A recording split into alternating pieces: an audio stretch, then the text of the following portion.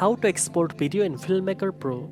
First of all, open the app on your device and load the project you want to export. Next, make sure you have completed all your edits including trimming, adding music, effects, transitions, text and stickers.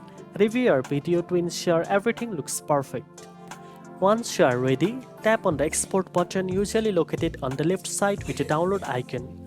Tap on it and you will see options to choose the export settings such as resolution and quality.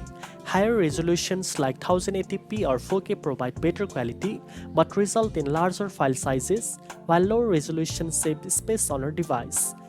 After selecting your preferred settings, tap the export button.